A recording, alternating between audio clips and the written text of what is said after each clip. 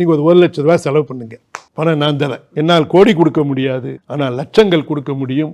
ஆனால் லட்சங்கள் என் லட்சியம் அல்ல. ஓகே, ஸோ அந்த 1 லட்ச ரூபா கையில் கொடுக்குறேன். ஓகே, செலவு பண்ணுங்க. அந்த பணத்தில் ஒரு 5 பேருக்கு ஒரு கண்டிஷன் போடுவேன். ஓகே, அந்த 5 பேருக்கும் அந்த பணம் போகக்கூடாது, அது இல்லாமல் நீங்கள் செலவு பண்ணணும். அப்புறம் சிவா இந்த பணமே வேணாம், நீயே வச்சுக்கியான்னு கொடுத்துட்டு போயிடுவேன். யார் யார் 5 பேர்னா, சென்ட்ரல் கவர்மெண்ட்டுக்கு ஜிஎஸ்டி, ஸ்டேட் கவர்மெண்ட்டுக்கு அதில் பாதி 2 பேர் ஆச்சு.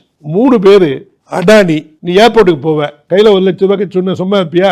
கோயம்புத்தூர் போகிற, கொடைக்கானல் போதும், ஏர்போர்ட்டுக்கு போ, அங்கே நீ அடானிக்கு பணம் கொடுக்கணும். ஓகே, டாடா ஏர்லைன்ஸில் போவ, அப்போ டாட்டாவுக்கு பணம் கொடுக்கணும். ஓகே, ஏதாவது சிப்ஸ் பாக்கெட்டை கடையில் போய் வாங்குவேன், மாட்டில் வாங்குவேன். ஓகே, அல்லது ஃபோனில் பேசுவேன், ஜியோவுக்கு பணம் கொடுக்கணும். முடியாது. இவங்களுக்கு இல்லாத ஐடியாவா நமக்கு?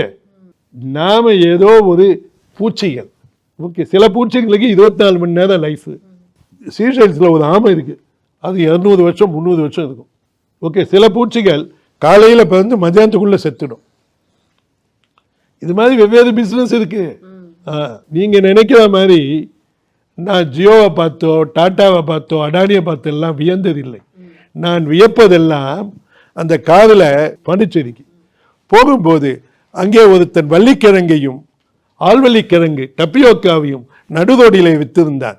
அவன் என்ன பிஸ்னஸ் படிச்சிருக்கான், என்ன மார்க்கெட்டிங் ரிசர்ச் பண்ணியிருக்கான், யாரை நம்பி அந்த கடை வைத்திருக்கிறான். ஓகே, காரிலே போகும் நான் அவனுடைய கஸ்டமர் அல்ல, என்னுடைய ஓட்டுநர் வேணா அவனுடைய கஸ்டமர் ஆகலாம். அவனும் வெற்றி பெறுகிறான் அல்லவா, எதையோ நம்புகிறான் அல்லவா, அந்த வியாபாரத்தை செய்கிறான் அல்லவா. அவனுக்கு ஏதாவது உதவி இருக்கா, அவனுக்கு ஏதாவது சேஃப்டி நெட் இருக்கா? இல்லையே. இப்போ சர்க்கஸ் போறீங்க, கேள்விட்டா ஒரு சேஃப்டி நெட் இருக்கு, அவனுக்கு என்ன சேஃப்டி நெட் இருக்கு?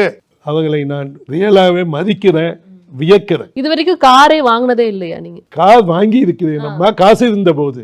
ஃபர்ஸ்ட் கார் எப்போ வாங்குனீங்க ஞாபகம்? ஃபர்ஸ்ட் கார் நான் ஃபர்ஸ்ட் பிஸ்னஸ் பண்ணி வந்த கடனில் நான் எதையுமே வாங்க மாட்டேன். ஸோ அப்போ 2871 ஒரு அம்பாசிடர் கார் வாங்கினேன். ஒரே கலரில் தான் கிடைக்கும், கருப்பு தான் எனக்கு பிடிச்ச கலரு. அது ஒரு கலரை தவிர எதுவுமே கிடையாது. அந்த காரில் வாங்கிட்டு போனேன் 2871. அவ்வளவுதான். பட் காரின் மேல் எனக்கு பற்று இல்லை, அது என்னை ஒரு இடத்திலிருந்து ஒரு இடத்துக்கு எடுத்து செல்லுகிறது. கார் வாங்கினது சொல்லிட்டீங்க, கார் வாங்குறப்ப நீங்க ஃப்ளைட் வாங்குவீங்கன்னு நினைச்சீங்களா? நான் நினைத்ததை தான் செய்தேன், செய்துவிட்டு நினைப்பதற்கு நான் அப்படி ஒரு பெரிய முட்டாள் அல்ல. எனக்கு தெரியாத விஷயம் 3. ஒன்று பாட்டு, இன்னொன்று டிராயிங், இன்னொன்று மற்றவர்களை அழ வைக்காமல் பேசும் திறன். தெரியாத விஷயமா? நான் பேசினா அழ வச்சிடுவேன். ஆனால் நான் இன்றைக்கு வரைக்கும் சமாளிப்பது அழ வைத்தவர்களை சிரிக்க வைக்கவும் எனக்கு தெரியும். பட் இந்த சிரிக்க வைக்கிறதை மட்டுமே நம்ம ப்ராக்டிஸ் பண்ணிட்டு அழ வைக்கிறதையும் என்னுடைய முன்கோபத்தையும் விட்டணும். என்னுடைய மெயின் ஓகே, உங்கள் வாசகர்களுக்கு பாட்டு பதிலாக எனக்கு இருக்கிற ஒரே நெகட்டிவ் பாயிண்ட்டை எடுக்கிறதுக்கு பார்க்குறேன். நான் பேசுகிறத குறைக்கணும். ஒரு சீன பழமொழி இருக்கு, 2 காதுகளை இறைவன் கொடுத்தது 2 மடங்கு கேட்பதற்காக, ஒரு வாயை கொடுப்பது பேசுவதற்காக. நீங்க பேசிதான் அந்த கமெண்ட்ஸ் நீங்களே படிச்சிருப்பீங்க, அவ்வளவு பேர் மோட்டிவேட் ஆயிருக்கும். அப்படிங்கிற இடத்திலே பேச வேண்டும். வாயை எதுக்கு யூஸ் பண்ணணுமோ அதுக்கு வரைக்கும் யூஸ் பண்ணணும். நான் நிறைய யூஸ் பண்றேன். இல்ல ஆக்சுவலா அவங்க வந்து நீங்க பேசுறது மோட்டிவேஷனலா இருக்குங்கிறாங்க, அதனால அது கரெக்டான பாத்துல தான் போயிட்டு இருக்குன்னு நாங்க நம்புறோம். அதுக்காக தான் உங்ககிட்ட நான் சொல்லணும்னு நினைக்கிறேன். நீங்க சொல்வதை நானும் நம்புகிறேன்.